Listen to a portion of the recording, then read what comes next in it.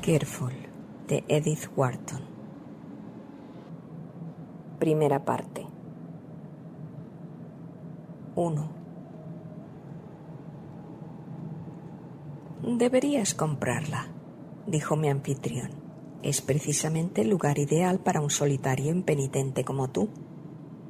Vale la pena poseer la casa más romántica de Bretaña. Sus dueños actuales están sin un céntimo. Lo dan por una ridiculez. Deberías comprarla. Siempre he tenido anhelos de vida doméstica, por lo que hice caso de su sugerencia una tarde de otoño y fui a Careful. Mi amigo iba en automóvil a Quimper por cuestiones de negocios. Me dejó de camino en un cruce que había en un páramo y me dijo: tuerce primero a la derecha y luego a la izquierda. Después sigue recto hasta que veas una avenida de árboles. Si te encuentras con algún campesino, no le preguntes. No entienden el francés, pero fingirán que sí y te confundirán. Pasaré por aquí a recogerte a la caída de la tarde. No te olvides de echar una ojeada a las tumbas de la capilla. Seguí las indicaciones de Lanrivain, con la incertidumbre que produce no recordar si te han dicho primero a la derecha y luego a la izquierda o al revés. De haberme cruzado con un campesino, desde luego que habría preguntado, y probablemente me habría extraviado, pero tenía el desierto paisaje para mí solo, así que seguí, indeciso, por el camino de la derecha y me adentré en el páramo hasta que llegué a una doble fila de árboles. Se parecía tan poco a las avenidas que había visto que instantáneamente comprendí que debía ser la avenida. Los troncos grises se elevaban a gran altura para luego entrelazar sus ramas pálidas en un largo túnel a través del cual se filtraba débilmente la luz del otoño. Sé el nombre de la mayoría de los árboles, pero hasta hoy no he podido determinar qué clase de árboles eran. Tenían la alta curva de los olmos, la delgadez de los álamos, el color ceniciento de los olivos bajo un cielo lluvioso, y se extendían ante mí una media milla o más sin una sola interrupción en el túnel que formaban. Si he visto alguna vez una avenida que inequívocamente llevaba a algún lugar, esa era la de Careful. El corazón me palpitó un poco cuando me adentré por ella. Poco después terminaron los árboles. Entre el muro y yo había un espacio abierto cubierto de hierba, con otros paseos grises que arrancaban de allí. Detrás del muro se veían altos tejados de pizarra musgosa, la espadaña de una capilla, el remate de una torre. Un foso, invadido de matorrales y espinos, rodeaba la plaza. El puente levadizo había sido reemplazado por un arco de piedra y el rastrillo por una verja de hierro. Estuve largo rato en el lado exterior del foso, mirando a mi alrededor y dejando que me invadiese el influjo del lugar. Me dije a mí mismo: si espero aquí suficiente rato, saldrá el guarda y me enseñará las tumbas. Y deseé que no apareciera demasiado pronto. Me senté en una piedra y encendí un cigarrillo. En cuanto lo hice, me pareció un gesto pueril y monstruoso, con aquella enorme casa ciega mirándome y todas las avenidas desiertas convergiendo hacia mí. Puede que fuera la profundidad del silencio lo que hizo sentirme tan consciente de mi gesto. El rascado de la cerilla sonó tan fuerte como el chirrido de un freno, y casi me pareció oírla caer cuando la arrojé a la hierba. Pero no fue más que eso, una sensación de inoportunidad, de pequeñez, de desafío inútil lo de sentarme allí a echar bocanadas de humo a la cara del pasado. No sabía nada de la historia de Kerfol. Acababa de llegar a Bretaña y Lanrivain no me había mencionado nunca este nombre hasta la víspera. Pero uno no podía contemplar aquella mole sin sentir en ella una larga acumulación de historia. ¿Qué clase de historia? Es algo que no estaba preparado para adivinar. Quizá era solo el peso de muchas vidas y muertes asociadas que confiere la solemnidad a las casas antiguas, pero el aspecto de Kerfol sugería algo más. Una perspectiva de recuerdos severos y crueles que se prolongan como sus propias avenidas grises hacia una oscuridad borrosa. Desde luego, ninguna casa señalaba una ruptura más completa y definitiva con el presente. Tal como alzaba al cielo sus tejados y sus hastiales orgullosos, habría podido ser su propio monumento funerario. ¿Y las tumbas de la capilla? El lugar entero es una tumba, pensé. Cada vez deseaba más que no saliese el guarda. Los detalles del entorno, aunque sorprendentes, parecían triviales comparados con el impresionante conjunto, y lo único que quería era seguir sentado allí y dejar que me penetrase el peso de su silencio. «Es el lugar ideal para ti», había dicho Lanrivain, y me sentí abrumado ante la casi blasfema frivolidad que ningún ser viviente sugiriese que Kerfol fuera el lugar para él. ¿Es posible que alguien no pueda ver?, me iba a preguntar. No acabé el pensamiento. Lo que yo quería decir era inefable. Me levanté y me acerqué a la entrada. Empezaba a desear saber más, no ver más. Ahora estaba seguro de que no era una cuestión de ver, sino de sentir más, sentir todo lo que el lugar tenía que comunicar. Pero para entrar habrá que llamar al guarda, pensé con renuencia y vacilé. Finalmente crucé el puente y probé a abrir la verja. Cedió y me adentré en el túnel que formaba el espesor de Chemin de Robe, y me adentré en el túnel que formaba el espesor de la pasarela. En el otro extremo habían puesto una barrera de madera que cruzaba el acceso y más allá se veía el patio cerrado por la noble arquitectura.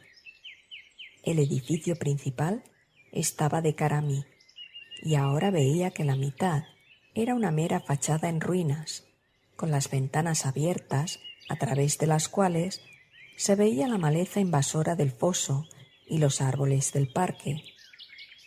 El resto de la construcción poseía aún su robusta belleza. Un extremo terminaba en la torre redonda y el otro en una pequeña capilla gótica, y en un ángulo había un gracioso brocal coronado de ánforas musgosas.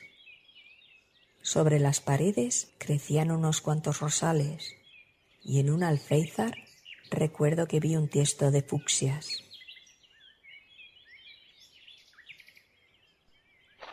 Mi sensación de una presión de lo invisible empezó a ceder ante mi interés arquitectónico. El edificio era tan hermoso que me dieron ganas de explorarlo por el simple placer de hacerlo. Inspeccioné el patio, preguntándome en qué rincón se alojaría el guarda. Luego empujé la barrera y entré, y nada más entrar, un perro me cortó el paso. Era un perrito tan precioso que por un instante me hizo olvidar el espléndido lugar que defendía. No estaba seguro de su raza en aquel momento, pero después me he enterado que era un pequinés, de una rara variedad llamada Sleep Dog. Era muy pequeño y de color marrón dorado, con grandes ojos castaños y cuello rizado. Parecía un gran crisantemo leonado. Me dije, estos animalitos no paran de brincar y de ladrar, así que no tardará ni un minuto en salir alguien. El animal se plantó delante de mí, deteniéndome, casi amenazándome. Había enfado en sus ojos castaños, pero no dio ni un solo ladrido, ni se me acercó más. Al contrario, al avanzar yo, fue retrocediendo poco a poco, y observé que otro perro, de raza indeterminada, peludo y de varios colores, había salido cojeando de una pata. Ahora se va a armar una buena, pensé. En ese mismo instante, un tercer perro, cruzado de blanco y de pelaje largo, salió sigilosamente de una entrada y se unió a los otros. Los tres se quedaron mirándome con ojos graves, pero no profirieron ni un solo ladrido. Al avanzar yo, retrocedieron con sus patas afelpadas, sin dejar de vigilarme. De un momento a otro cargarán contra mis tobillos, pensé. No estaba alarmado, ya que no eran grandes ni temibles, pero me dejaron deambular a mi gusto por el patio, siguiéndome a poca distancia, siempre la misma, y siempre con los ojos fijos en mí. Después me asomé a la fachada en ruinas y vi que en una de sus ventanas sin marco había otro perro, un pointer blanco con una oreja marrón. Era un perro viejo y serio, con mucha más experiencia que los otros, y parecía observarme con profunda atención. A ese sí que lo voy a oír, me dije a mí mismo. Pero siguió en el vano de la ventana, frente a los árboles del parque, vigilándome sin moverse. Yo lo miré un instante para ver si se enfadaba al sentirse observado. Entre nosotros se interponía la mitad de la anchura del patio y nos miramos mutuamente en silencio desde esa distancia. No se movió, así que finalmente di media vuelta. Detrás de mí descubrí al resto del grupo, con un recién llegado que se les había unido. Un pequeño lebrel negro, con ojos de color ágata pálido. Tiritaba un poco, y su expresión era más medrosa que la de los otros. Observé que se mantenía un poco más atrás que el resto, y seguían sin emitir un solo ladrido. Estuve por lo menos 5 minutos con el círculo a mi alrededor, esperando, porque parecían estar esperando. Por último, me acerqué al perrito castaño dorado y me incliné para acariciarlo. Al hacerlo, me oí a mí mismo soltar una risita nerviosa. El perrito no se sobresaltó, ni gruñó, ni apartó los ojos de mí. Simplemente retrocedió como una yarda. Luego se detuvo y siguió mirándome. «Bueno, vete al diablo», exclamé, y crucé el patio en dirección al pozo. Al echar a andar, los perros se dispersaron y se refugiaron en distintos rincones del patio. Examiné las urnas que adornaban el pozo. Traté de abrir 1 o 2 puertas cerradas y miré de arriba abajo la muda fachada. Luego me dirigí a la capilla. Al darme la vuelta, vi que los perros habían desaparecido. Todos, salvo el viejo pointer, que aún me observaba desde la ventana. Fue un alivio sentirse libre de aquellas huestes de mirones, y procedí a inspeccionar a mi alrededor en busca de un acceso a la parte de atrás del edificio. Quizás haya alguien en el jardín, pensé. Encontré un sendero que cruzaba el foso. Trepé a un muro, asfixiado por las zarzas, y entré en el jardín. Unas cuantas hortensias y geranios languidecían en los tiestos, y la antigua casa los miraba con indiferencia. La fachada que daba al jardín era más simple y severa que la otra.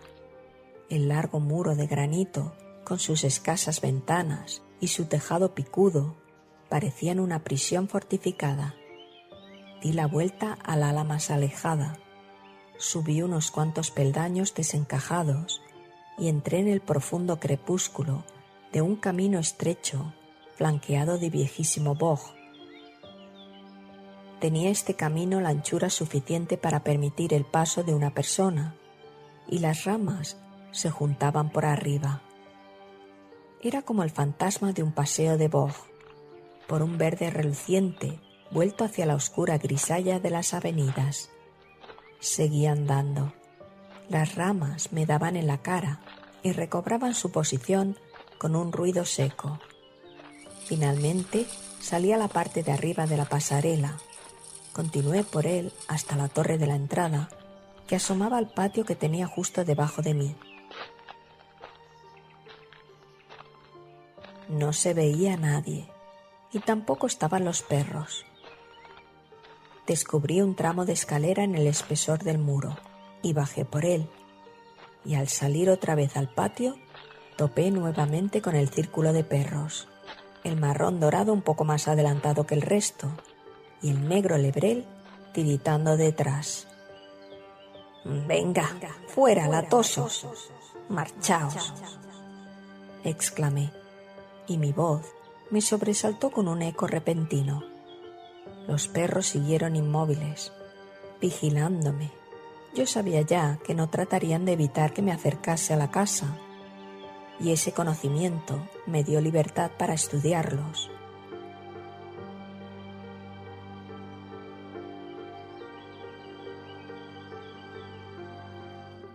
Tenía la sensación de que debían estar terriblemente acobardados para ser tan silenciosos y pasivos, pero no tenían aspecto de hambrientos ni de recibir maltrato.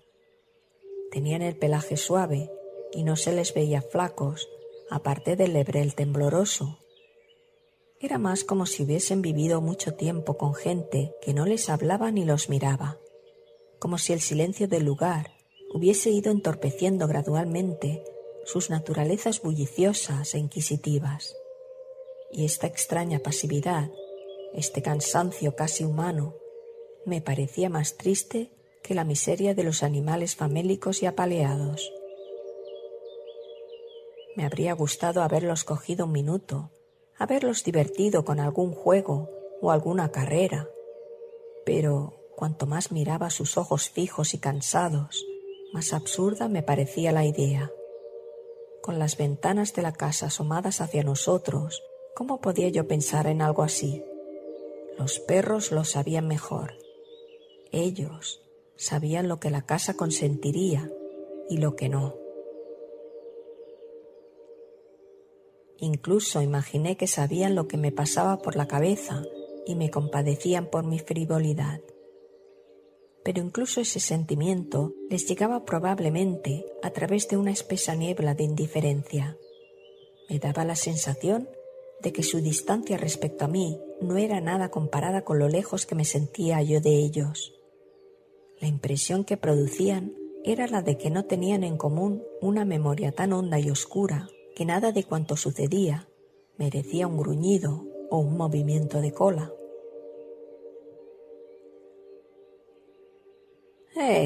Exclamé de repente, dirigiéndome al silencioso grupo. ¿Sabéis lo que parecéis? Parecéis estar viendo un fantasma. Eso parecéis. Me pregunto si no habrá alguno por aquí que no ve nadie más que vosotros.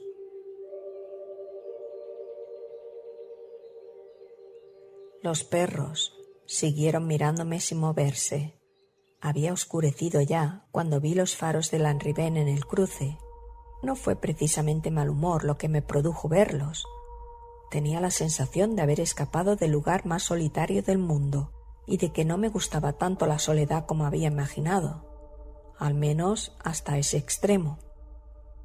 Mi amigo traía de Quimper a su procurador y sentado junto a un grueso y afable desconocido, no me sentí con ánimo para hablar de Kerfol. Pero esa noche, cuando Lanrivain y el procurador se encerraron en el despacho, Madame de Lanrivain empezó a preguntarme en el salón. «Bueno, ¿va a comprar Kerfol?», dijo, alzando su alegre barbilla de la labor. «Aún no lo he decidido. El caso es que no he podido entrar en la casa», dije como si hubiese aplazado simplemente mi decisión y me propusiera volver para echar otra mirada. ¿No ha podido entrar? Vaya, ¿qué ha ocurrido? La familia se muere de ganas de vender ese sitio y el viejo guarda tiene orden. Es muy probable, pero el viejo guarda no estaba allí. Qué lástima. Estaría en el mercado. Pero, ¿y su hija? No había nadie. Al menos yo no he visto a nadie. ¡Qué extraño! ¿Absolutamente nadie? A nadie, aparte de un montón de perros. Toda una manada que parecía tener la casa para ellos solos. Madame de Lanrivain dejó caer el bordado sobre sus rodillas y entrelazó las manos encima. Durante un minuto me miró pensativa. ¿Un grupo de perros dice que ha visto? Que si los he visto, no he visto otra cosa. ¿Cuántos? Su voz desfalleció un poco. Siempre me he preguntado. La miré con sorpresa. Había supuesto que el lugar le era familiar. ¿No ha estado nunca en Kerfol?, pregunté. Sí, claro, muchas veces, pero nunca en este día. ¿Qué día? Lo había olvidado por completo. Y Hervé también, estoy segura. De haberlo recordado, no le habríamos enviado hoy. Pero, además, uno no cree ni la mitad de esta clase de cosas, ¿verdad? ¿Qué clase de cosas?, pregunté bajando la voz involuntariamente al nivel de la suya. Pensé para mis adentros. Ya sabía yo que había algo. Madame de Lanrivain se aclaró la garganta y esbozó una sonrisa tranquilizadora. No le ha contado Hervé la historia de Kerfol. Un antepasado suyo estuvo implicado en ella. Como sabe, cada bretón tiene su historia de fantasmas, algunas bastante desagradables. Sí, pero ¿esos perros? Bueno, esos perros son los fantasmas de Kerfol. Al menos los campesinos dicen que hay un día al año que se aparecen un montón de perros por allí y que ese día el guarda y su hija se marchan a Morlaix a emborracharse. Las mujeres de Bretaña beben espantosamente. Se inclinó para igualar una hebra de seda. A continuación, alzó su bello rostro parisino. ¿De veras ha visto un grupo de perros? No hay ninguno en Kerfol.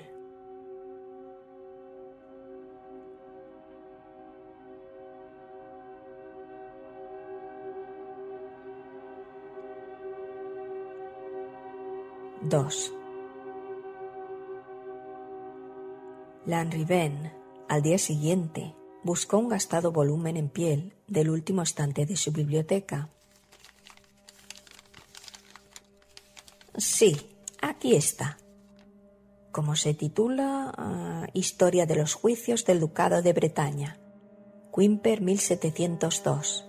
El libro fue escrito unos 100 años después del caso de Kerfol, pero creo que el informe está tomado literalmente de los archivos judiciales. De todas maneras, es un relato extraño, y hubo un Hervé de Lanrivain implicado en esto. No precisamente de mi tipo, ya lo verás. Se trata solo de un colateral. Bueno, toma el libro y llévatelo a la cama. Yo no recuerdo exactamente los detalles, pero cuando lo hayas leído, te apuesto lo que quieras a que tendrás la luz encendida toda la noche. Tuve la luz encendida toda la noche, como él había pronosticado. Pero fue porque el alba me sorprendió absorto aún en la lectura. El relato del juicio de Anne de Cornault, esposa del señor de Kerfol, era largo y tenía la letra apretada. Como mi amigo había dicho, era probablemente una transcripción casi literal de lo ocurrido en el estrado, y el juicio duró casi un mes. Además, el tipo de letra era muy malo. Al principio, Pensé traducir el viejo documento, pero está lleno de tediosas repeticiones y las líneas generales de la historia se desvían constantemente hacia cuestiones secundarias. De modo que he intentado aligerarla y presentarla aquí de la forma más simple.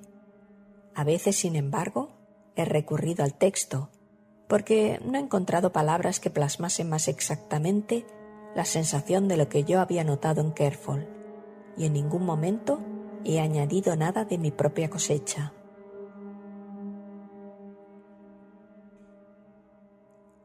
¡3!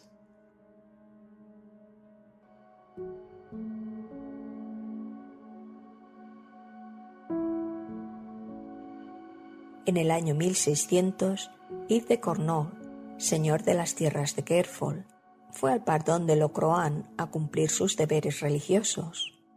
Era un noble rico y poderoso que contaba entonces 62 años, aunque sano y robusto, buen jinete y cazador y hombre piadoso. Así lo atestiguan todos sus vecinos. Físicamente era bajo y ancho, de rostro moreno, piernas ligeramente torcidas de montar a caballo, nariz ganchuda, manos anchas y cubiertas de un vello negro. Se había casado joven y había perdido a su esposa y a su hijo poco después, y desde entonces había vivido en Kerfol.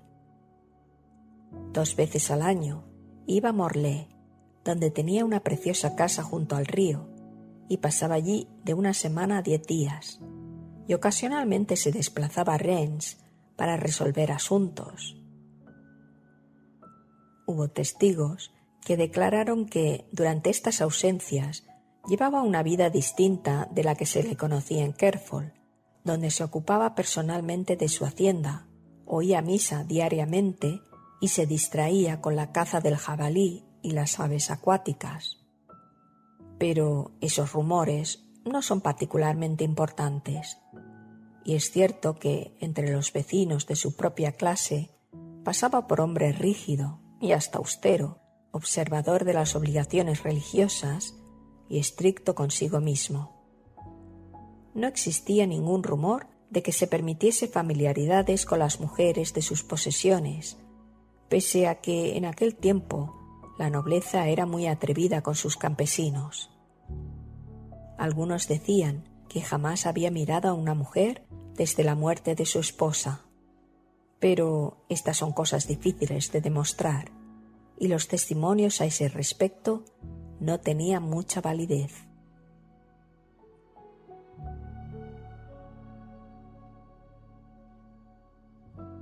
Bien, pues a sus 62 años, Yves de Cornault fue al Pardon de Locroan y vio allí a una joven dama de Douarnenez que había cabalgado a la grupa con su padre para cumplir su deber para con el santo.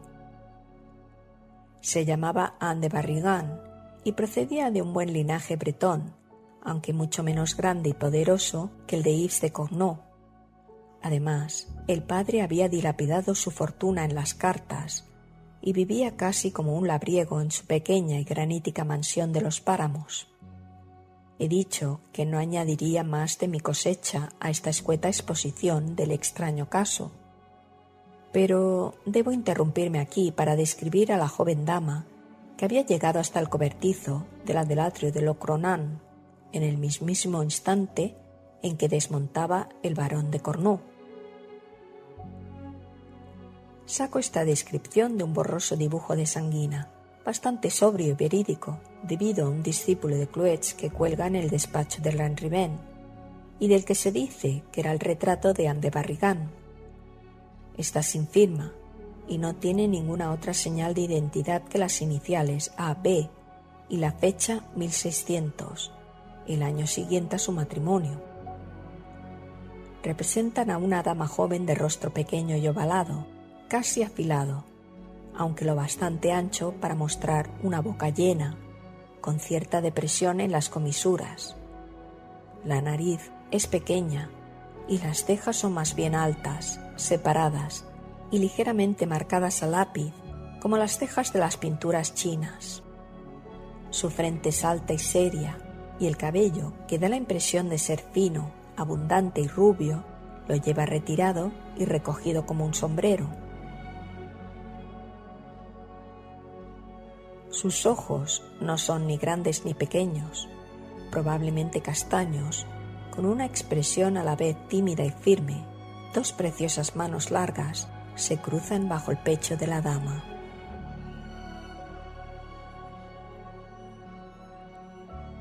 El capellán de Kerfol y otros testigos declararon que cuando el varón regresó de Locroan, saltó del caballo, ordenó que se le ensillase otro inmediatamente, pidió a un joven paje que fuese con él y partió esa misma tarde hacia el sur. Su administrador lo siguió a la mañana siguiente con cofres cargados sobre un par de mulas. A la semana siguiente, Yves de Cornault regresó a Kerfol, mandó llamar a sus vasallos y renteros y les dijo que iba a casarse en el día de Todos los Santos con Anne de Barrigan de Douarnenez, y en el día de Todos los Santos se celebró la boda.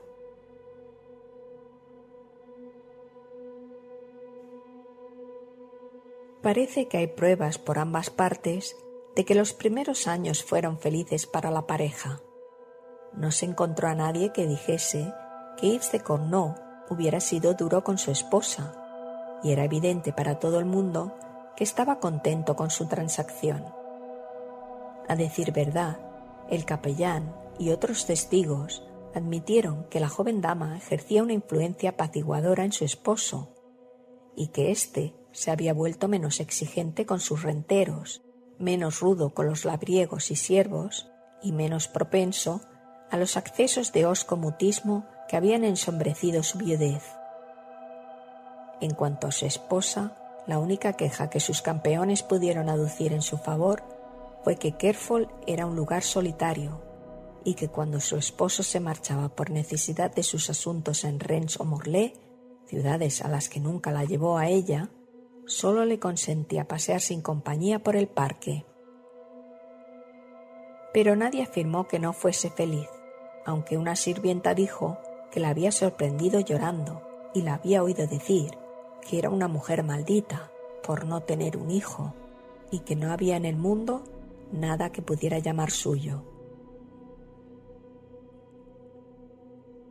Pero este era un sentimiento bastante natural en una esposa ligada a su esposo, y ciertamente debió de suponer una gran frustración para Yves de Cornault que no le diera hijos. Sin embargo, jamás le hizo sentir su esterilidad como un reproche. Ella misma lo admite en su declaración, sino que parecía tratar de que lo olvidase, colmándola de regalos y favores. Aunque era rico, no fue jamás liberal, pero nada era demasiado delicado para su esposa en lo que se refería a sedas, joyas, lino o cualquier otra cosa que ella deseara. Todo mercader ambulante era bien recibido en Kerfol, y cuando el señor tenía que salir, jamás regresaba sin traer a su esposa algún hermoso presente, algo curioso y especial, de Morlaix, de Rennes o de Quimper. Una de las doncellas, en el interrogatorio, dio una interesante lista de los regalos de un año que copio aquí. De Morlaix, un junco tallado en marfil, con chinos a los remos, que un extraño marinero había traído como ofrenda votiva a Notre Dame de la Clarté de Ploumanac. De Quimper, un vestido bordado, hecho por las monjas de la Asunción. De Rennes, una rosa de plata que se abría y mostraba una virgen de ámbar con una corona de granates. De Morlaix, también una larga pieza de terciopelo de Damasco, moteado de oro, comprada a un judío de Siria. Y por San Miguel de ese mismo año, de Rennes, una gargantilla o brazalete de piedras redondas, esmeraldas y perlas y rubíes, ensartadas como cuentas en una fina cadena de oro.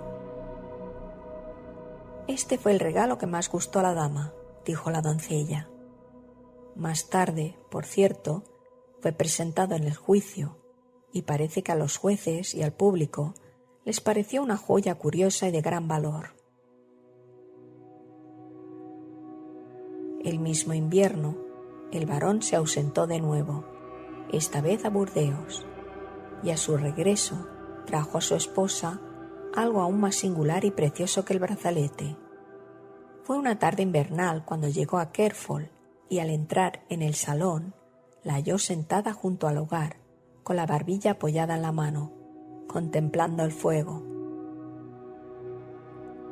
Traía una caja de terciopelo en la mano y, depositándola en el suelo, alzó la tapa y dejó salir a un perrito de color marrón dorado.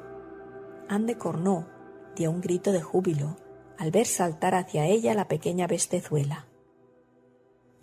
«¡Parece un pájaro o una mariposa!», exclamó al cogerlo, y el perro le puso las patitas en los hombros y la miró con ojos como de cristiano. Después de eso, jamás volvió a tenerlo lejos de su vista, y lo mimaba y le hablaba como si fuera un niño. Y efectivamente, fue lo más cercano a un niño que llegó a conocer. Yves de Cornault se alegró muchísimo de su compra. El perro lo había traído un marinero de un mercante indooriental, el cual se lo había comprado a un peregrino en un bazar de Jaffa, quien lo había robado a la esposa de un noble chino, cosa perfectamente permisible, ya que el peregrino era cristiano y el noble un pagano predestinado al fuego del infierno.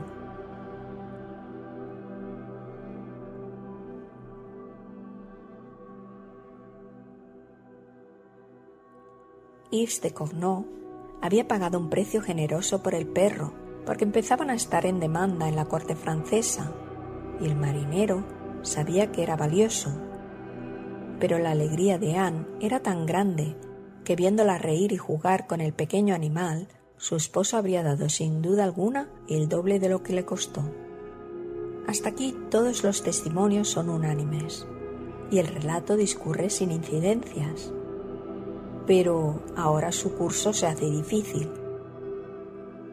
Trataré de atenerme lo más posible a las próximas declaraciones de Anne, aunque hacia el final, pobre criatura. Bien, retrocedamos.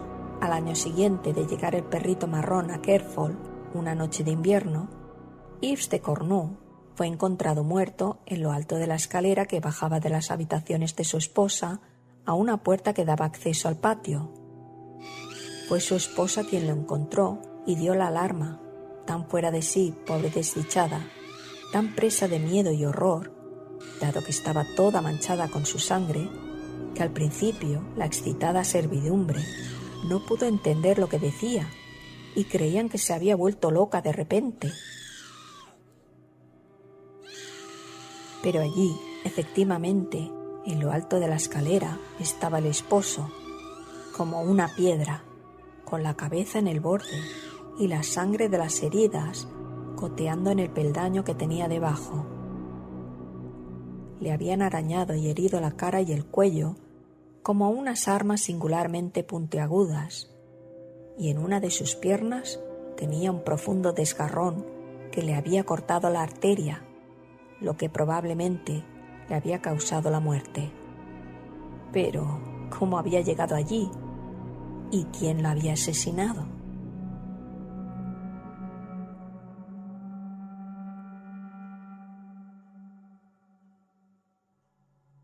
Su esposa declaró que ella estaba durmiendo y al oír su grito había salido a toda prisa y lo encontró en la escalera.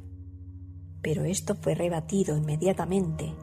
En primer lugar, se probó que desde su habitación no pudo haber oído la lucha en la escalera, debido al espesor de las paredes y a la longitud del corredor que se interponía. Luego se aclaró que no estaba en la cama dormida, ya que cuando despertó a toda la casa, estaba vestida y su cama no estaba deshecha. Además, la puerta de abajo de la escalera estaba entreabierta y el capellán, hombre observador, había notado que el vestido que llevaba estaba manchado de sangre hasta las rodillas y que había huellas de sangre de unas manos pequeñas en las paredes de la escalera, de modo que se supuso que en realidad estaba en la puerta cuando su marido cayó y que al subir a tientas en la oscuridad, tal vez de rodillas, se había manchado con la sangre que emanaba hacia ella. Naturalmente, se arguyó por otro lado que las manchas de sangre del vestido podían haber sido causadas al arrodillarse junto a su esposo, cuando salió precipitadamente de su habitación, pero estaba abierta la puerta de abajo, y el hecho de que las huellas de dedos de la escalera señalaban la dirección hacia arriba.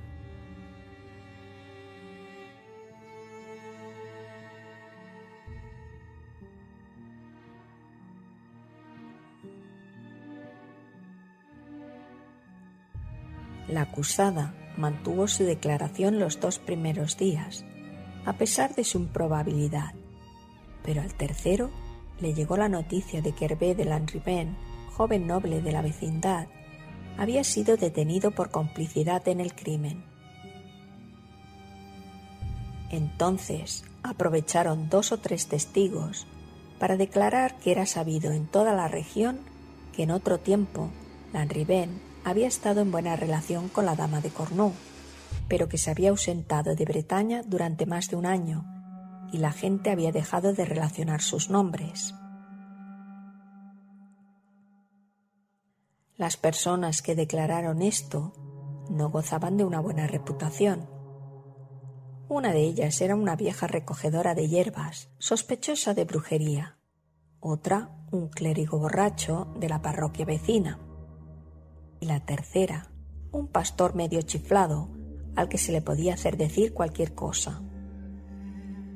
Era evidente que el proceso no era totalmente satisfactorio sobre este particular y que habrían deseado encontrar una prueba más sólida sobre la complicidad de Lanrivain que las disposiciones de la recogedora de hierbas, quien juraba haberlo visto trepar por el muro del parque la noche del asesinato. Una manera de completar pruebas fragmentarias en aquellos tiempos consistía en ejercer alguna clase de presión, moral o física, sobre la persona acusada. No está claro a qué clase de presión sometieron a Anne de Cornú, pero al tercer día, cuando fue llevada ante el tribunal, parecía débil e incoherente, y tras instarla a que se sosegase y dijese la verdad, por su honor y por las llagas del Santísimo Redentor, confesó que, efectivamente, había bajado la escalera para hablar con Hervé de Lanrivain, quien lo negó todo, y de allí le había sorprendido el ruido de la caída de su esposo. Esta estaba mejor, y el fiscal se frotó las manos de satisfacción.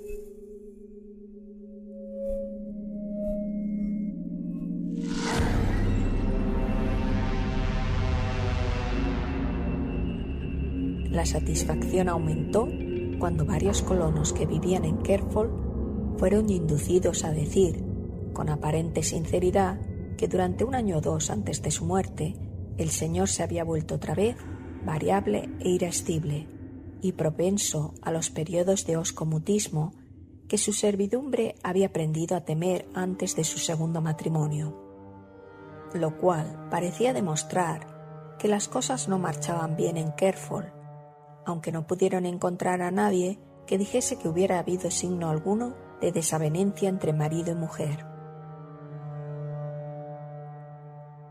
Anne de Cornú, al ser interrogada sobre el motivo por el que bajó de noche a abrirle la puerta a Hervé de Lanrivain, dio una respuesta que debió de hacer sonreír al tribunal. Dijo que porque estaba sola y quería hablar con el joven. ¿Era esa la única razón?, le preguntaron, y contestó: sí, por la cruz que hay sobre las cabezas de vuestras señorías. Pero, ¿por qué a medianoche?, preguntó el tribunal. Porque no podía verlo de ninguna otra manera. Imagino el intercambio de miradas sobre los cuellos de armiño debajo del crucifijo. Anne de Cornú, interrogada más tarde, dijo que su vida de casada había sido extremadamente solitaria. Desolada fue la palabra que empleó. Era cierto que su esposo le hablaba raramente con aspereza, pero había días en que no le dirigía la palabra. Era cierto también que jamás la había maltratado ni amenazado, pero la tenía como una prisionera en Kerfol. Y cuando se marchaba a Morlaix, a Quimper o a Rennes, la sometía a tal vigilancia que no podía coger una flor del jarrón sin tener a una doncella pegada a sus talones. «No soy una reina, no necesito tales honores», dijo una vez a su esposo. Y él le contestó que un hombre que tiene un tesoro no deja la llave en la cerradura cuando se ausentaba. «Entonces llevadme con vos», había insistido ella. Pero a esto replicó que las ciudades eran lugares perniciosos y que las jóvenes esposas estaban mejor junto a la chimenea.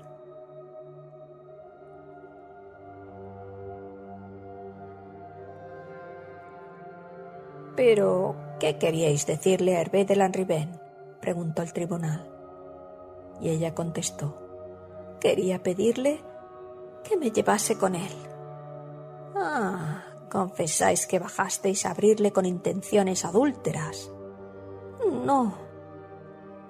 «Entonces, ¿por qué queríais pedirle que os llevase con él?». «Porque temía por mi vida». «¿De quién teníais miedo?». «De mi esposo». «¿Por qué teníais miedo de vuestro esposo?». «Porque había estrangulado a mi perrito».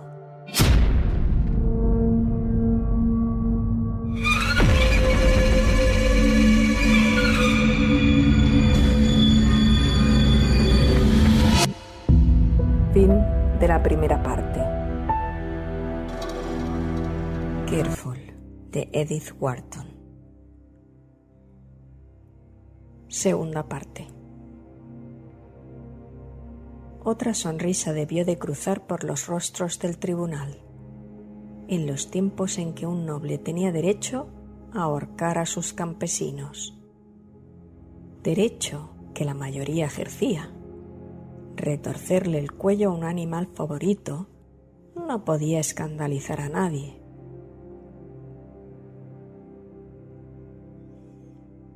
Al llegar aquí, uno de los jueces, a quien al parecer la acusada inspiraba cierta simpatía, sugirió que debían permitirle explicarse a su manera. En consecuencia, hizo la siguiente declaración: que durante los primeros años de matrimonio había estado muy sola, aunque su esposo no la había tratado con rigor. Si hubiese tenido un hijo, no habría sido infeliz, pero los días eran largos y demasiado lluviosos. Era cierto que su esposo, cada vez que se iba y la dejaba, le traía un precioso regalo a su regreso, pero eso no compensaba su soledad, al menos hasta que trajo su perrito de Oriente. Entonces se sintió mucho menos desdichada. Su esposo parecía complacido al verla tan encariñada con el animal. Le dio permiso para que le pusiese su brazalete de joyas en el cuello y que lo tuviera siempre con ella. Un día se había quedado dormida en su habitación, con el perro a sus pies, como era su costumbre. Tenía los pies desnudos y apoyados en su lomo. De pronto la despertó su esposo. Estaba junto a ella, sonriendo, no con desafecto. «Os parecéis a mi bisabuela, Juliane de Cornu, descansando en la capilla con un perrito a los pies», dijo. La analogía le produjo a la dama un escalofrío, pero rió y contestó: «Bueno, cuando muera, ponedme junto a ella, esculpida en mármol, con el perro a mis pies». «Ja, tendremos que esperar», dijo riendo él también. Luego frunció sus negras cejas y añadió: «El perro es el emblema de la fidelidad». «¿Y dudáis que yo tenga derecho a descansar con él a mis pies?». «Cuando tenga una duda la aclaro», contestó. «Soy viejo añadió, y la gente dice que os hago llevar una vida solitaria. Pero juro que tendréis vuestro monumento si os lo ganáis. Y yo os juro ser fiel, replicó ella, aunque no sea más que por tener mi perrito a los pies.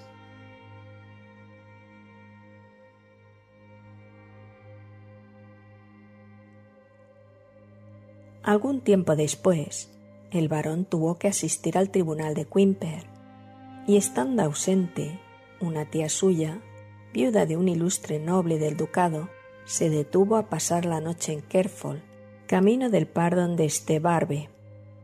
Era una mujer piadosa e influyente y muy respetada por Yves de Cornault, y cuando le propuso a Anne que fuese con ella este Barbe, nadie se opuso.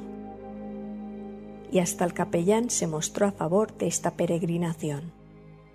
Así que Anne salió para este Barbe y allí habló por primera vez con Hervé de Lanrivain.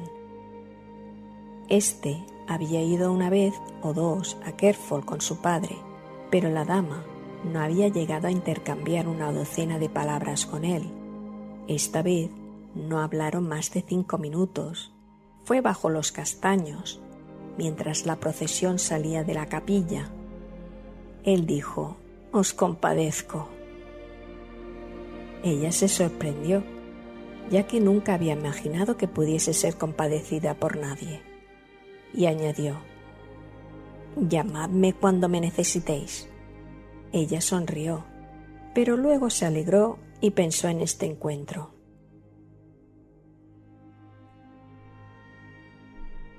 Confesó haberlo visto 3 veces después, no más. No dijo cómo ni dónde. Dio la impresión de que temía implicar a alguien. Sus encuentros habían sido escasos y breves, y al final él le había dicho que iba a marcharse al día siguiente a un país extranjero, en una misión que no carecía de peligro y que quizá le retendría muchos meses. Le pidió un recuerdo, y ella no encontró a mano otra cosa que el collar que llevaba puesto el perrito. Después se arrepintió de habérselo dado, pero le veía tan desdichado por marcharse que no tuvo valor para negárselo. Su esposo estaba ausente por entonces. Cuando regresó, unos días más tarde, cogió al animal para acariciarlo y observó que le faltaba el collar. Su esposa le dijo que el perro lo había perdido en la maleza y que ella y sus doncellas lo habían estado buscando todo el día. Era cierto, explicó ella en el tribunal, que había hecho que las doncellas buscasen el collar. Todas creyeron que el perro lo había perdido en el parque.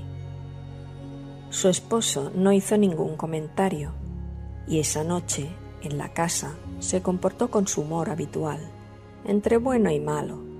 Nunca se sabía cuál. Habló mucho, comentando qué había hecho y visto en Rennes, pero de cuando en cuando se quedaba callado y la miraba severamente. Y cuando ella se retiró a dormir, encontró a su perrito estrangulado encima de la almohada.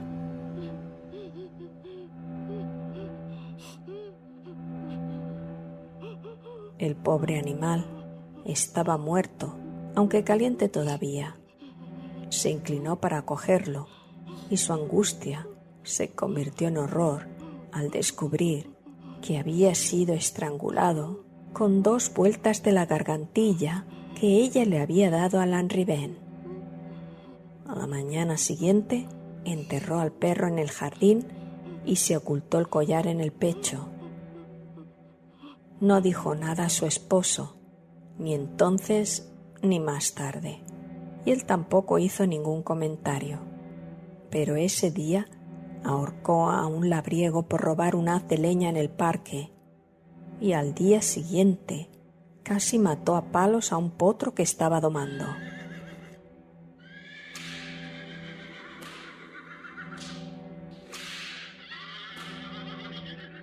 Empezó el invierno. Pasaban uno tras otro los cortos días y las largas noches, y la dama no tenía noticias de Hervé de Lanrivain. Quizás su esposo lo había matado, o tal vez habían robado la gargantilla. Día tras día, junto al fuego, entre las doncellas atareadas hilando, y noche tras noche, sola en la cama, se sumía en conjeturas y temblaba. A veces en la mesa, su esposo la miraba y sonreía.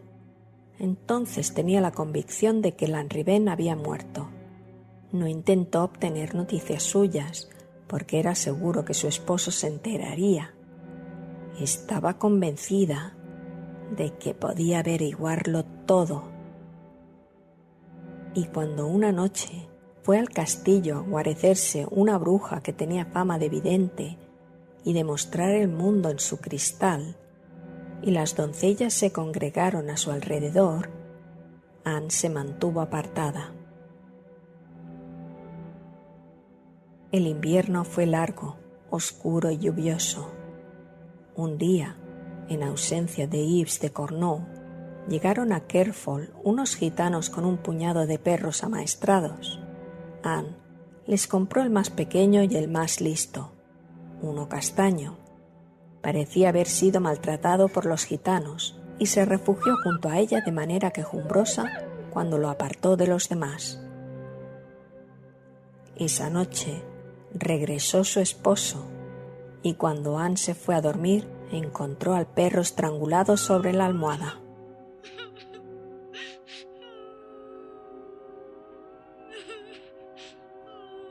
Después de eso, se dijo a sí misma que jamás volvería a tener otro perro.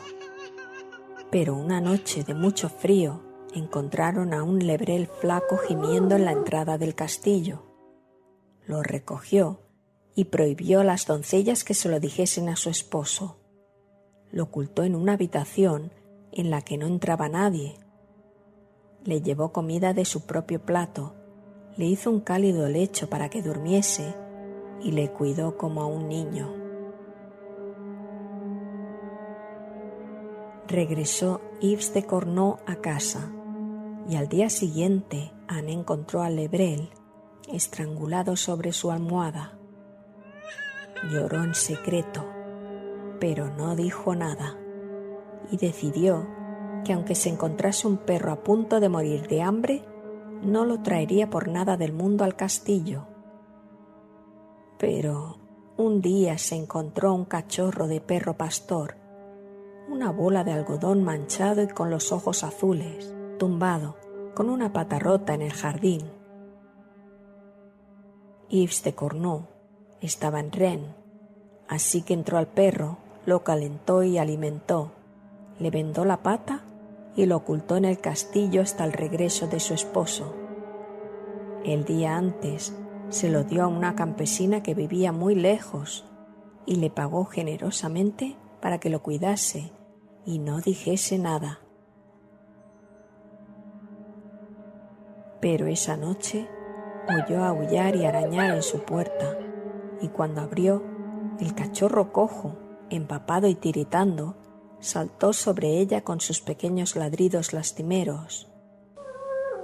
Lo ocultó en su cama, y a la mañana siguiente iba a llevárselo otra vez a la campesina, cuando oyó a su marido entrar a caballo en el patio. Encerró al perro en una arca y bajó a recibirlo. Una hora o dos más tarde, cuando regresó a su habitación, el cachorro yacía estrangulado sobre su almohada.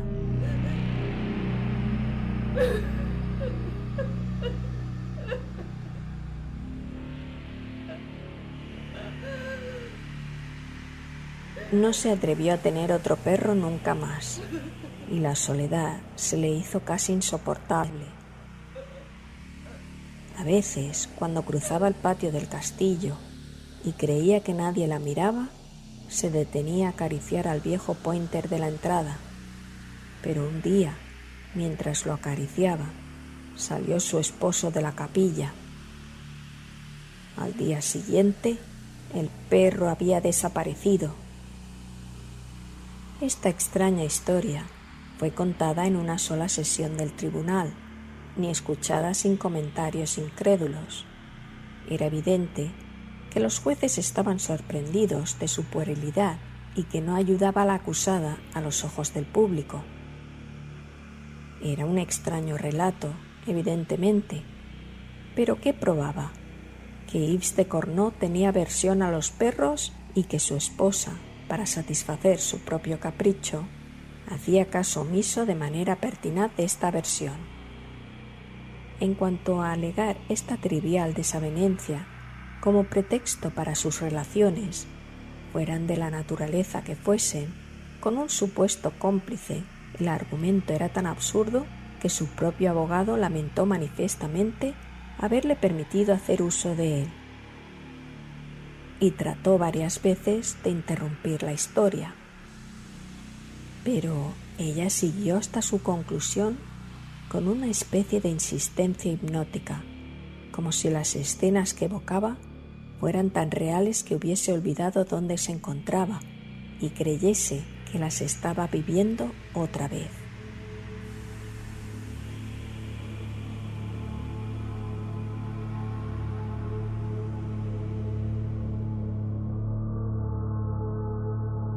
Finalmente, el juez, que previamente había mostrado cierta benevolencia hacia ella, inclinándose ligeramente hacia adelante, podemos imaginar desde la fila de sus amodorrados colegas, dijo: «Entonces, ¿queréis hacernos creer que habéis asesinado a vuestro esposo porque no os dejaba tener un perro?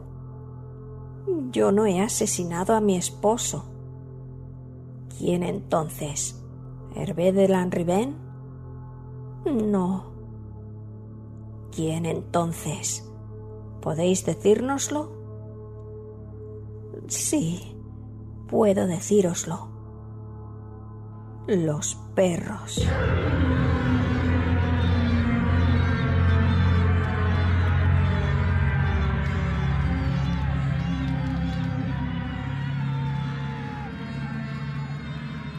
Al llegar aquí, la sacaron de la sala, desmayada.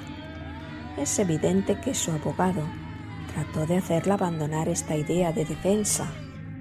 Posiblemente su explicación, cualquiera que fuese, le había parecido convincente cuando se la había contado en el calor de su primera entrevista privada, pero ahora que la exponía a la fría luz del día, en la encuesta judicial y ante la burla del pueblo, se sintió completamente avergonzado y la hubiera sacrificado sin escrúpulos con tal de salvar su reputación profesional.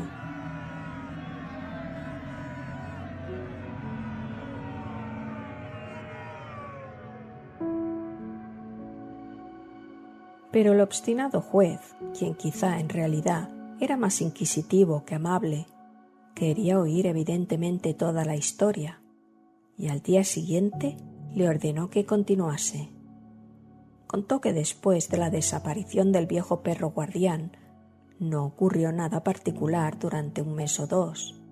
Su esposo se comportaba como de costumbre. La dama no recordaba ningún incidente especial. Pero una noche llegó al castillo una buhonera y se puso a vender adornos y abalorios a las doncellas.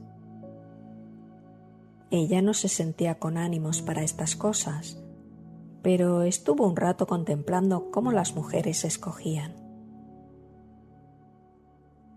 Y entonces, no sabía cómo, la buhonera la persuadió para que le comprase un pomo o perfumador en forma de pera de fuerte fragancia.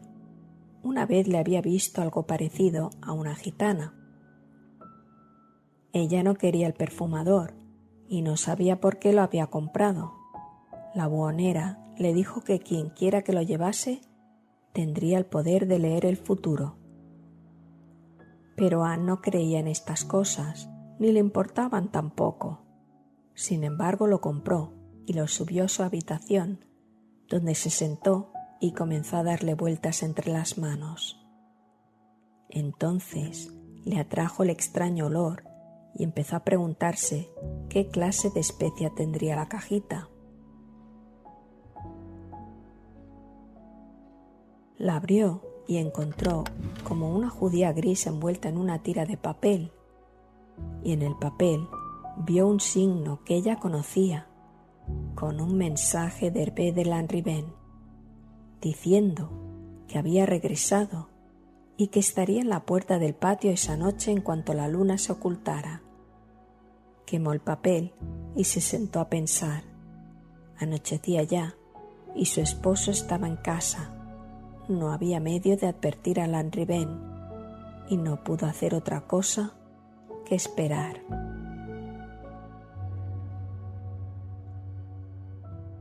Al llegar a este punto, imagino a la adormilada audiencia empezando a despertar. Incluso el más viejo del estrado debió de recrearse imaginando los sentimientos de una mujer al recibir a la caída de la tarde el mensaje de un hombre que vivía 20 millas al que no tenía medios de mandarle aviso. No era una mujer lista, supongo, y la primera consecuencia de sus reflexiones parece que fue el error de comportarse esa noche demasiado amablemente con su esposo. No pudo inducirlo a beber en exceso, según el recurso tradicional, porque, aunque a veces bebía mucho, su cabeza resistía bastante, y cuando bebía más allá de su resistencia, era porque así lo quería él y no porque una mujer lo persuadiese, sobre todo su esposa, ahora que la consideraba agua pasada. Mientras leía el caso, imaginé que no habría dejado en él otro sentimiento que el odio ocasionado por una supuesta deshonra. Fuera como fuese, trató de recurrir a sus viejos encantos. Pero hacia el anochecer, él pretextó tener dolores y fiebre y abandonó el salón y subió al gabinete donde dormía a veces. Su criado le subió una copa de vino y al bajar anunció que se iba a acostar y no quería que le molestasen. Y una hora más tarde, cuando Anne alzó el lápiz y escuchó en su puerta, oyó su respiración sonora y regular. Pensó que podía estar fingiendo y permaneció un buen rato descalza en el corredor, con la oreja pegada a la grieta, pero su respiración seguía siendo demasiado regular y natural para no ser otra cosa que la de un hombre profundamente dormido. Regresó confiada a su habitación y se asomó a la ventana a contemplar la luna entre los árboles del parque. El cielo estaba nublado y sin estrellas, y al ocultarse la luna, la noche se volvió negra como un pozo. Comprendió que había llegado el momento y se deslizó furtivamente por el corredor. Cruzó por delante de la puerta de su esposo, donde se detuvo otra vez a escuchar su respiración, y llegó a la escalera. Allí se detuvo un instante para cerciorarse de que nadie le seguía. Luego empezó a bajar la escalera a oscuras. Era tan empinada y tortuosa que debía hacerlo muy despacio, por temor a tropezar.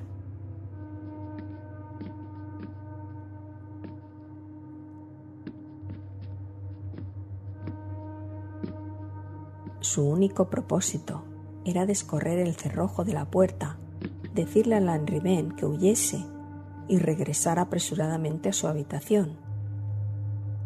Había probado el cerrojo por la tarde y se las había arreglado para ponerle un poco de grasa. Sin embargo, cuando tiró de él, produjo un chirrido, no muy fuerte, pero le paralizó el corazón. Y al minuto siguiente oyó un ruido. ¿Qué ruido?, preguntó el fiscal. Era la voz de mi esposo, pronunciando mi nombre y maldiciéndome.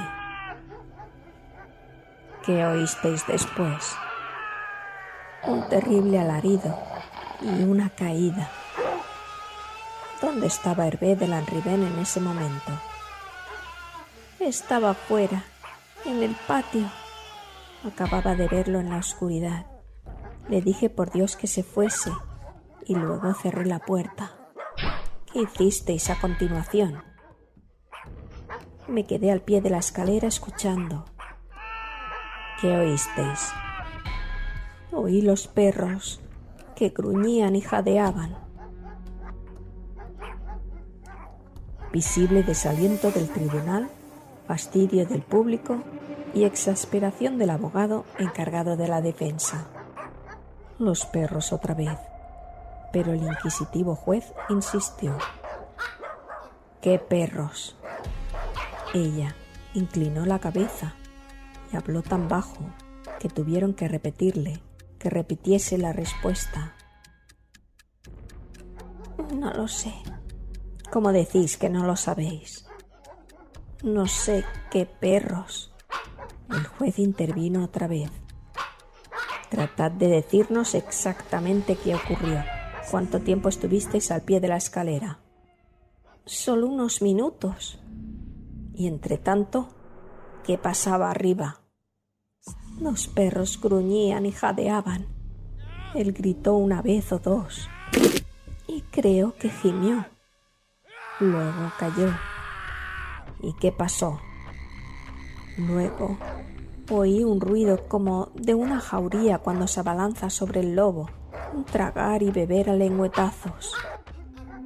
Hubo una exclamación de repugnancia y horror en el tribunal y otro intento de intervención por parte del abogado descompuesto, pero el inquisitivo juez prosiguió su interrogatorio. ¿Y en todo este tiempo no subisteis? Sí, subí entonces para apartarlos. ¿A los perros? Sí. ¿Y bien?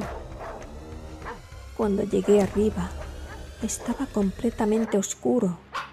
Encontré el pedernal y el eslabón de mi esposo e hice saltar una chispa. Lo vi tendido allí. Estaba muerto. ¿Y los perros? Los perros se habían ido. ¿Se habían ido a dónde? No lo sé. No había salida y no había perros en Kerfol. Se irguió, cuán alta era, alzó los brazos por encima de la cabeza y cayó al suelo de piedra con un alarido prolongado. Hubo un momento de confusión en la sala. Se oyó decir a alguien del estrado: «Este es un caso claro para las autoridades eclesiásticas». Y el abogado de la prisionera debió de saltar, pinchado ante tal sugerencia. A partir de aquí, el juicio se pierde en un laberinto de preguntas y disputas. Cada testigo llamado corroboró la declaración de Anne de Cornault de que no había perros en Kerfol. No había ninguno desde hacía meses. El amo de la casa les había cogido aversión. Eso era innegable. Pero por otra parte, en el interrogatorio hubo largas y agrias discusiones sobre la naturaleza de las heridas del muerto. Uno de los cirujanos llamados a declarar dijo que las señales parecían mordiscos. Se reavivó la insinuación de brujería y los abogados oponentes se leyeron a gritos uno a otro gruesos librotes de nigromancia. Finalmente, Anne de Cornault fue conducida otra vez ante el tribunal, a petición del mismo juez, y se le preguntó si sabía de dónde podían haber llegado los perros de los que hablaba. Por el alma de su Redentor, juró que no. Entonces, el juez le hizo una pregunta final. Si os hubieran sido familiares los perros que os pareció oír, ¿creéis que los habríais reconocido por sus ladridos? Sí. ¿Y reconocisteis a alguno? Sí. ¿Qué perros os pareció que eran? Mis perros muertos. dijo en un susurro. La sacaron de la sala para no reaparecer más. Hubo alguna investigación eclesiástica y el final del asunto fue que los jueces disintieron entre sí y con la autoridad de la Iglesia, y que Anne de Cornu fue confiada a la custodia de la familia de su esposo, que la encerró en la torre de Kerfol, donde se dice que murió años después, loca, inofensiva.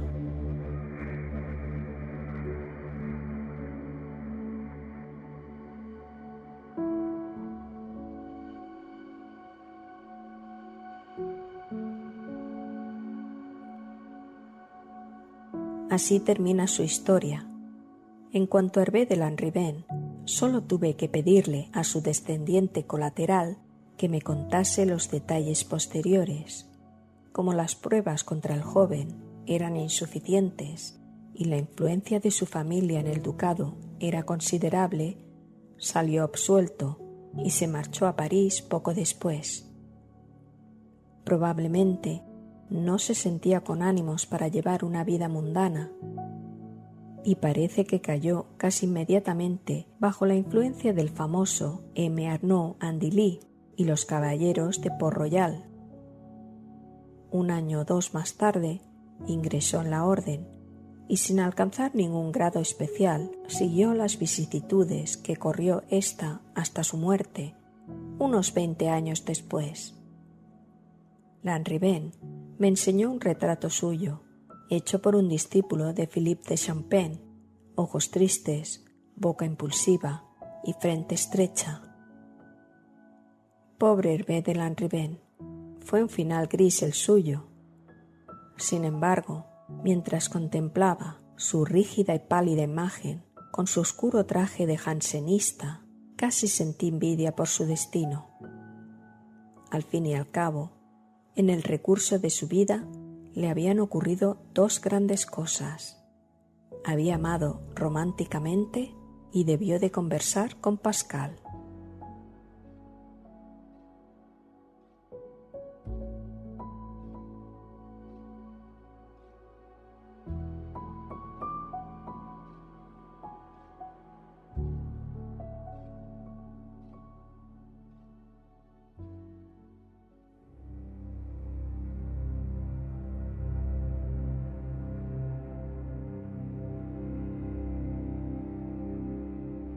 Edith Wharton fue una novelista estadounidense nacida en 1862 y fallecida en 1937.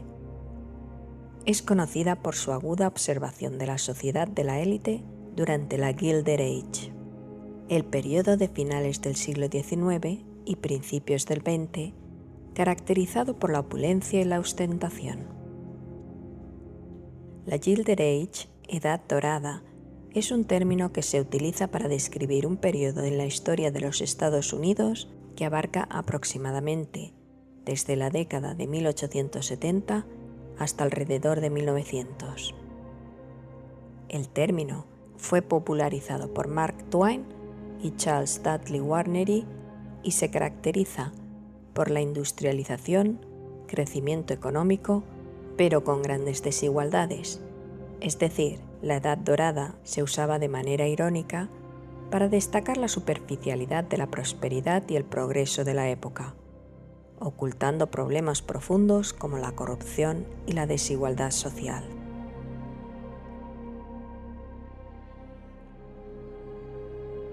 Wharton nació en el seno de una familia adinerada y cultivada de Nueva York.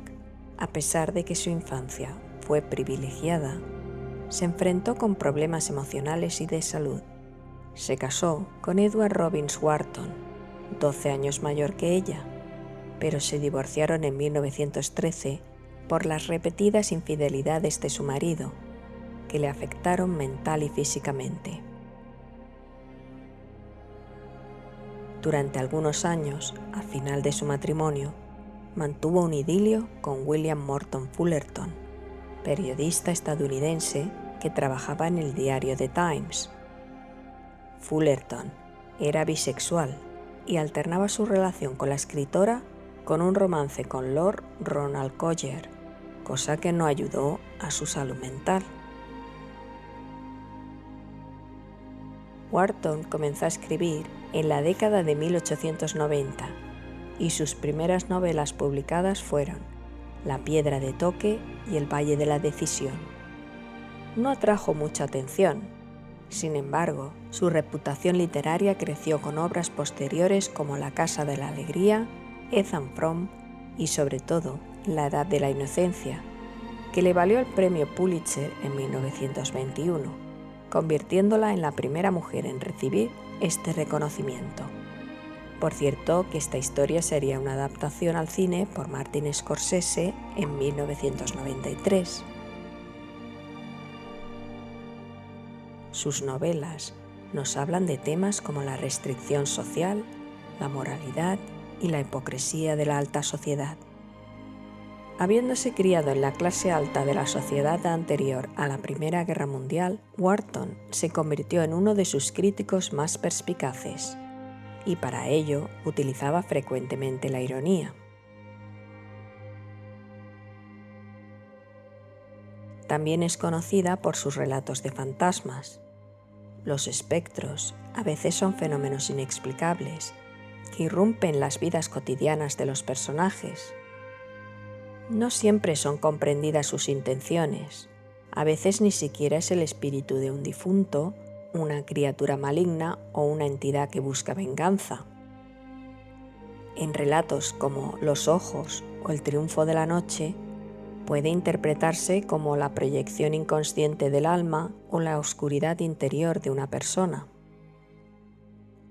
A veces, el fantasma lanza una advertencia que no siempre es interpretada de forma correcta por quien recibe el mensaje.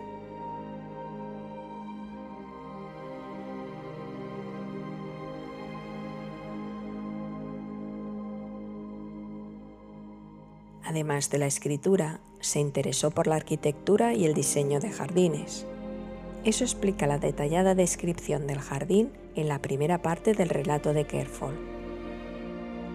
Y como no, fue una gran amante de los animales, especialmente de los perros, ya desde su infancia cuando recibió un cachorro de Pomerania llamado Foxy. Wharton dijo una vez: «La relación con mi primer perro me convirtió en una persona sensible y consciente, fieramente posesiva, ansiosamente atenta, y despertó en mí ese permanente anhelo de piedad que nada ha conseguido apagar jamás hacia los animales y hacia todos los seres incapaces de articular palabra». En su mansión están enterrados algunos de sus perros y se pueden ver las tumbas de Mimi, Toto, Miza y Jules, 4 de los numerosos perretes que Wharton tuvo a lo largo de su vida. Desde la ventana de la sala de estar y de la biblioteca donde escribía, podía ver el cementerio y las tumbas donde reposaban sus queridos perros. Cuenta la leyenda que, desde la muerte de la escritora, se han visto numerosos fantasmas en su mansión, incluidos sus perros. El núcleo de mi vida está bajo mi techo, entre mis libros, mis perros y mis amigos íntimos.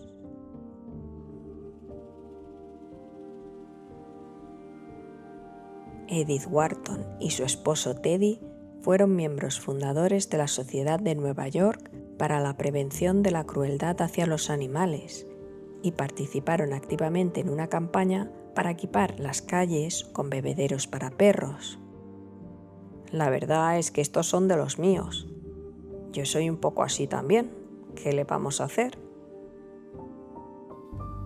Si os ha gustado el relato, tenemos uno muy parecido que es Barba Azul de Charles Perrault, aunque este marido no era perricida, ya directamente defenestraba esposas.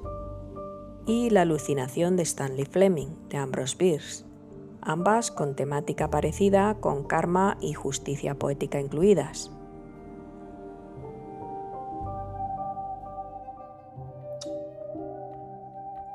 En fin, por hoy nada más. Si eres nuevo por aquí, échale un vistazo a esta modesta biblioteca audio que voy aumentando poquito a poco. Y date un paseo por el canal, que seguro que alguna otra historia te podrá interesar. Si te ha gustado este programa, no te olvides de darme un me gusta, comentar, porque seguro que, como siempre, me he dejado algunas cosas en el tintero. Si te ha gustado mucho, suscríbete y comparte esparciendo mis horrores favoritos por el mundo. Pero si de verdad te ha encantado, además de la monedita del supergracias de YouTube, puedes ir al link de invitarme a un café que os dejaré en la descripción. Ya está desde cualquier plataforma de vídeo o audio que me escuchéis, ya sea YouTube, iVoox, Spotify, aunque también estoy en Odyssey, Rumble, Audible y en muchas más. Algunas ni siquiera las conozco. Os recompensaré con un mordisco beso en los ijares y una dedicatoria en mi próximo audio. Eso si sobrevivís al mordisco beso, claro. Precisamente quiero dedicar este audio a Nelson Díaz, a quien espero pueda encontrar un poco de luz en la oscuridad. Sé que alguno de vosotros no lo estáis pasando muy bien precisamente, y si el tiempo que dedico a elaborar mis audios os pueden ayudar a desconectar un poco de vuestra realidad, bien empleado estará. Y bien, nada más por hoy, un besazo desde las fosas abisales del inframundo, porque ya solo me queda desearos muy buenas noches, mis queridas criaturas oscuras.